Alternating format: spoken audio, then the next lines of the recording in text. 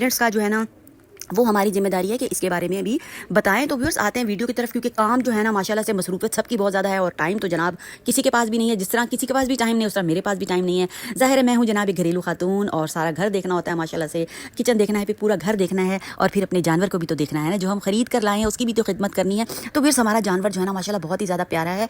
मैंने वीडियो भी अपलोड कर दी है अपने जानवर की अपने व्यूअर्स के लिए कि मेरे सारे व्यूअर्स जो है, मेरी यूट्यूब फैमिली जो है वो सब मेरे जानवर को भी देखे। तो माशाल्लाह व्यूअर्स इतना प्यारा और खूबसूरत जानवर है ना जनाब, दिल बना हुआ है।